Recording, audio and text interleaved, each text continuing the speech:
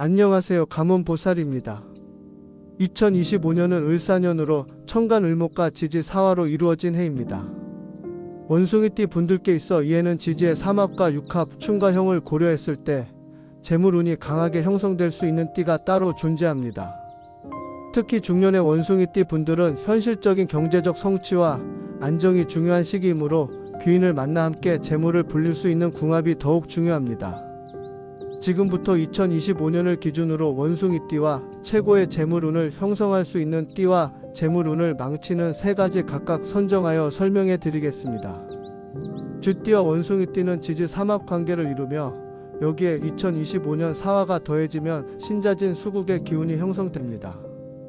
이 삼합의 기운은 재물의 흐름을 원활하게 하는 강력한 조력자로 작용하며 특히 수기운은 재물의 유동성과 확장을 뜻하기 때문에 비즈니스, 투자, 자산 증식에 있어서 큰 이점을 제공합니다. 중년의 원숭이띠가 쥐띠와 협력하면 이들의 기운은 안정적인 재운을 형성하며 특히 장기적인 사업이나 해외 거래에서 유리한 흐름을 만들어냅니다. 또한 2025년의 사화는 수국을 지나치게 흐트리지 않는 적절한 온도로 작용하여 지나친 투기보다는 지속적인 성장과 확장을 도모하는 기운이 강해지는 것이 특징입니다. 용띠는 원숭이띠와의 관계에서 반합관계를 형성하며 앞서 언급한 신자진 삼합에서도 중요한 역할을 합니다. 2025년 을사년의 천간을목은 용띠의 진토와 조화를 이루며 재물운을 더욱 촉진하는 작용을 합니다. 특히 용띠는 자연의 중심을 잡아주는 용신 역할을 하며 원숭이띠가 가지고 있는 빠른 사고력과 변동성을 안정시키면서 보다 현실적인 재물 흐름을 만들어줍니다. 중년의 원숭이띠가 용띠와 협력하면 특히 부동산 투자나 고정자산 운영에서 탁월한 성과를 거둘 가능성이 높습니다. 사화의 기운이 용띠의 토와 만나면 재물을 땅에 뿌리내리게 하는 효과가 있기 때문에 안정적인 장기 재테크와 사업 확장을 고려하는 것이 좋습니다. 2025년은 사화의 해이므로 뱀띠와 원숭이띠가 만나면 신사합화가 이루어집니다. 이는 강한 화 기운을 형성하여 원숭이띠의 기운을 더욱 활발하게 만들며 비경과 겁재의 관계로 작용하여 공동사업, 협업을 통한 재물 창출이 강해지는 해가 될 것입니다. 특히 중년의 원숭이띠가 뱀띠와 함께 사업을 하면 서로의 아이디어와 실행력을 극대화하며 빠른 성장을 이룰 수 있습니다. 그러나 겁재의 기운이 작용할 경우 지나치게 공격적인 투자나 무리한 확장이 문제가 될 수 있으므로 재무 관리에 신중을 기할 필요가 있습니다. 다만 사화의 해이기 때문에 뱀띠의 기운이 더욱 강해지고 이를 잘 활용하면 광고, 마케팅, 기술 사업 등의 영역에서 큰 성공을 거둘 가능성이 큽니다. 원숭이띠와 호랑이띠는 자미충이라고 불리는 강한 지지 충돌을 형성합니다. 이 충의 관계는 마치 두 개의 기운이 정면으로 부딪히는 것과 같아 원숭이띠가 가진 민첩함과 호랑이띠가 가진 추진력이 제대로 조화를 이루지 못하고 계속해서 엇박자가 나면서 재물운이 불안정해지는 특징이 있습니다. 2025년의 사화는 원숭이띠에게는 생조하는 기운이 되지만 호랑이띠에게는 기운을 더 뜨겁게 만들어 지나친 과열을 초래합니다. 즉 호랑이띠와 원숭이띠가 재물적인 관계를 맺으면 서로 경쟁심이 강해지고 협력보다는 대립과 충돌이 잦아지며 사업적 리스크가 커질 가능성이 큽니다. 또한 2025년에 천간을목이 호랑이띠의 기운을 자극하면서 의욕은 넘치지만 실제 수익은 불안정한 흐름을 만들기 쉽습니다. 따라서 원숭이띠가 호랑이띠와 동업하거나 재정적 결정을 함께하는 것은 신중해야 하며 서로의 기운을 조절할 수 있는 조화로운 제3자가 필요합니다. 이 충돌의 본질을 명리학적으로 깊이 들여다보면 자미충은 방향성의 차이에서 비롯된다고 볼 수 있습니다. 원숭이띠는 금 기운을 띠고 있어 체계적이고 전략적인 접근을 선호하며 현실적인 계산을 바탕으로 재물을 불리는 성향이 강합니다. 반면 호랑이띠는 목 기운을 품고 있어 진취적이고 도전적인 성향이 강하며 감각과 직관을 바탕으로 결정을 내리는 경우가 많습니다.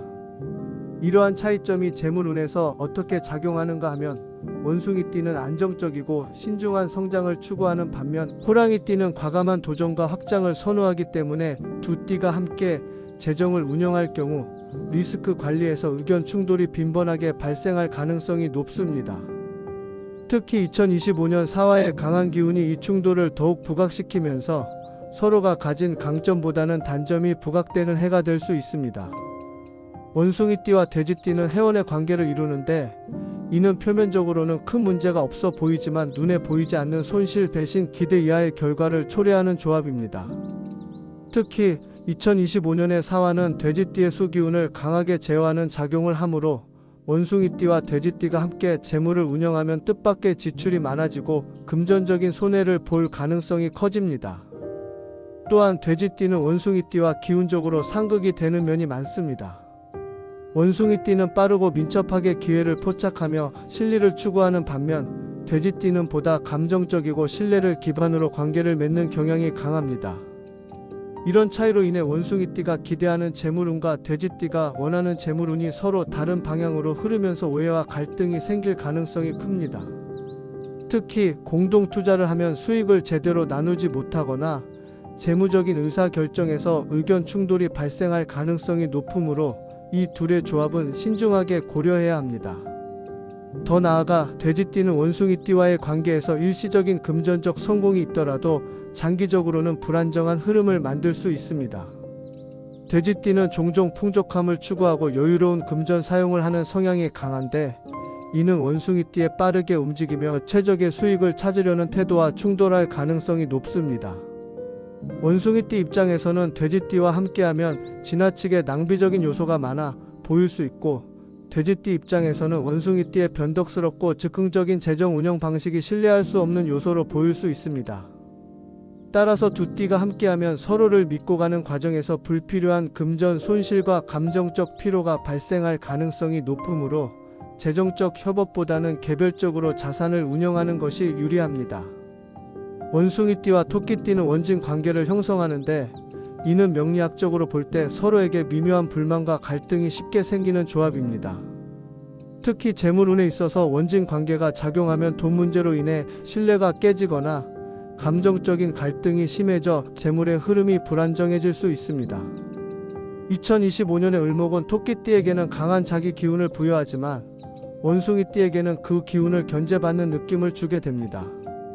즉 원숭이띠는 토끼띠의 지나친 원칙주의나 고집을 답답하게 느낄 수 있고 토끼띠는 원숭이띠의 유동적인 태도와 계산적인 접근 방식을 불신할 가능성이 큽니다.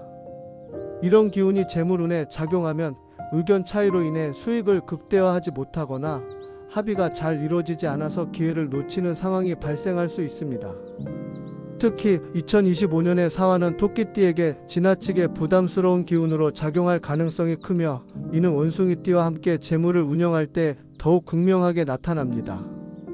사업을 하더라도 서로의 의사결정 방식이 맞지 않아 손익분배에서 갈등이 발생하거나 기대했던 수익이 나오지 않는 경우가 많을 것입니다.